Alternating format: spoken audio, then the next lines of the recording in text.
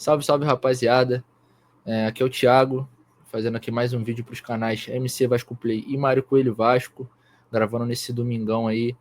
Primeiramente, desejar a todos os nossos inscritos e todas as nossas inscritas um feliz Dia das Mães, para sua mãe, para sua esposa, caso vocês tenham algum filho, enfim, caso você que também é pai e mãe, aí no caso tem uma família com um animalzinho, né, o famoso mãe de pet, pai de pet, enfim, queria desejar aí um feliz feriado, um feliz Dia das Mães aí para você, que Deus abençoe sua família, e tudo de bom, mas eu também queria fazer um desabafo nesse domingo. Eu sei que o clima não é muito legal, estragar aí esse domingão, família almoçando todo mundo junto, vendo aí um programa para divertir, para reunir aquela conversa, mas a verdade é que a situação do Vasco ela é muito, muito grave, ela é muito feia.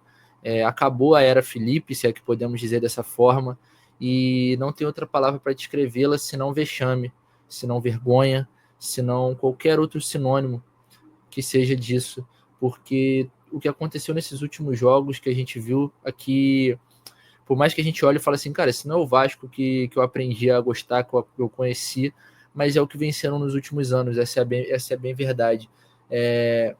Muitas pessoas aprenderam a normalizar esse tipo de situação dentro do clube, muito pouco é feito. Eu não pude participar da live ontem, mas saiba que assistindo o jogo, assistindo os melhores momentos, ficou uma sensação muito ruim, uma sensação de que o Vasco não tem mais forças para se impor perante ninguém, independente da situação.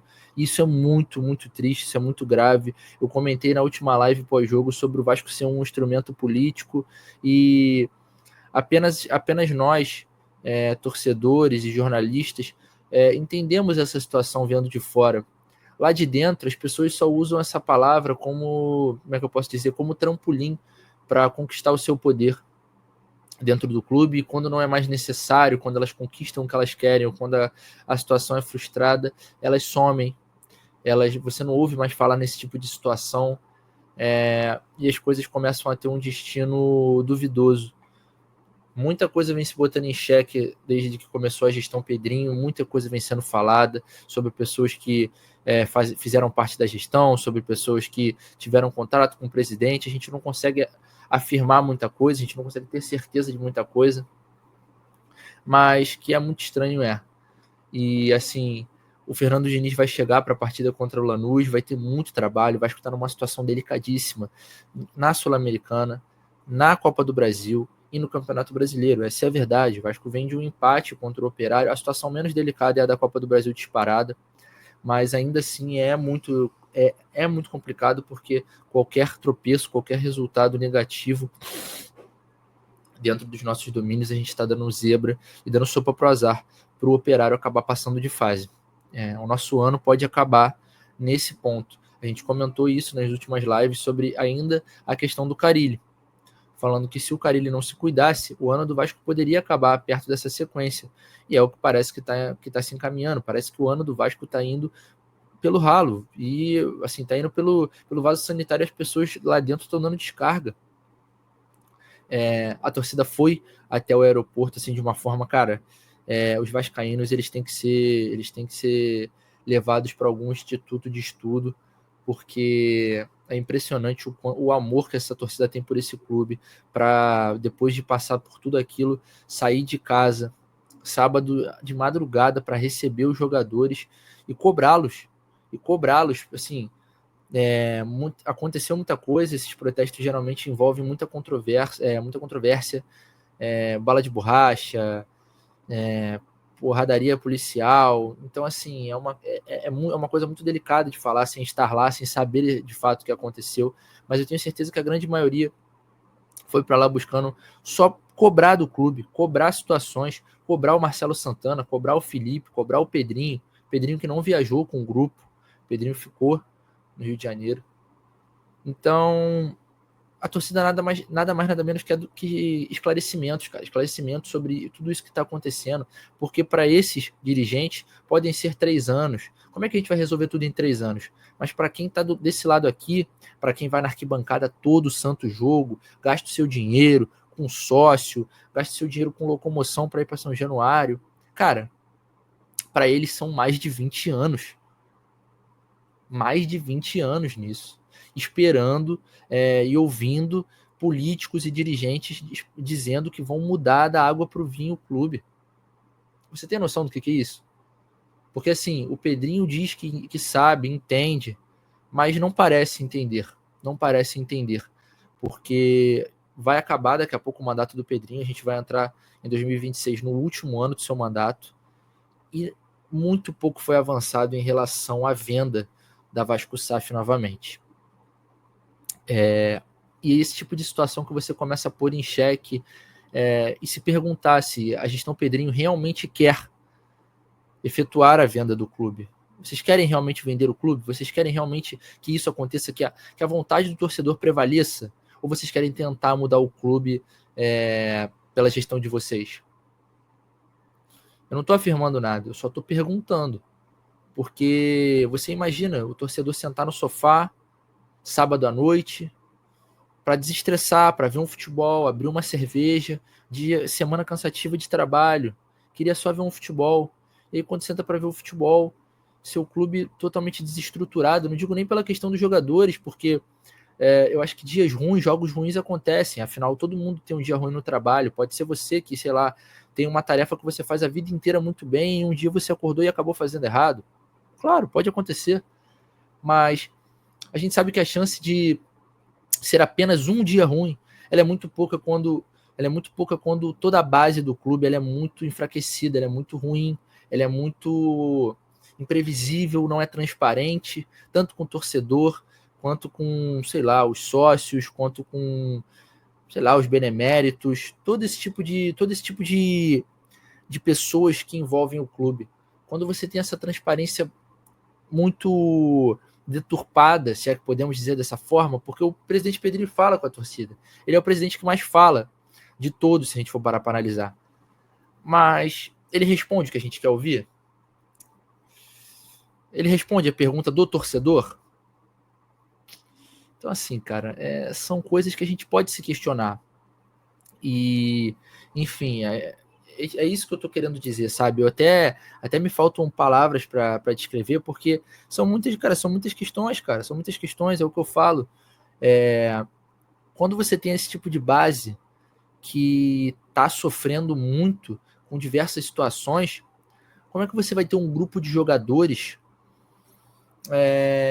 que evoluam junto do clube, que eu digo, junto do clube, entendeu? Porque, querendo ou não, os jogadores fazem parte, eles são o principal, porque eles são os mais visados, é lógico. Então, obviamente, os jogadores são muito afetados, mas, cara, o que envolve eles ali também é organização, também tem a ver com tudo isso, também tem a ver com eles, também tem a ver com o clube, com a história, com a situação, com o momento. Então, a gente está trazendo um treinador para blindar o grupo de jogadores, para o grupo de jogadores não ficar sabendo de nada, porque é sempre tudo muito controverso com o Vasco da Gama. É na véspera de um jogo, uma situação política de que o Pedrinho não quer vender, e daqui a pouco surge notícia de que, sei lá, o Léo Jardim está planejando não jogar para não ativar gatilho em contrato. Então você tem que ter uma blindagem muito grande. Uma blindagem muito grande. Que parece besteira, coisa de vida de jogador, mas afeta, cara. Afeta. Eu não estou falando questão da torcida, porque a cobrança tem que ter. Os jogadores também não estão fazendo por onde. Não estou querendo passar pano para os jogadores, eles não estão fazendo por onde. Entende? Mas eu digo no sentido de, cara, o elenco, ele é bem montado para que uma partida ruim seja só apenas uma partida ruim? Os jogadores, tem um trabalho mental dos jogadores, um trabalho físico dos jogadores suficiente para sustentar um ano pesado como esse? Então, o que acontece? Agora, rumores surgem de que o Vasco vai fazer uma reformulação que já vinha planejando, vai fazer uma reformulação completa no departamento, agora de forma urgente. E assim, pode ser que dê certo, pode ser, mas, cara, a chance de dar errado, ou de dar errado, de demorar para engrenar, também é muito grande. Você está mudando uma estrutura completa. Coisas que poderiam ter sido evitadas. Por exemplo, a contratação do Marcelo Santana, com todo respeito ao profissional. Mas não, Perdão. Mas não acho que tenha cacife para ser o diretor de futebol do Vasco. Felipe Maestro, a mesma coisa. Não acho que tenha cacife para ser diretor técnico de um clube como o Vasco da Gama. São muitas coisas que a gente pode questionar. Meu objetivo aqui não foi falar exatamente da partida, porque a partida a gente já sabe como foi. A gente teve a live pós-jogo, foi um vexame retumbante. Os jogadores precisam melhorar, eles sabem disso. Não vejo o problema do Vasco como técnico.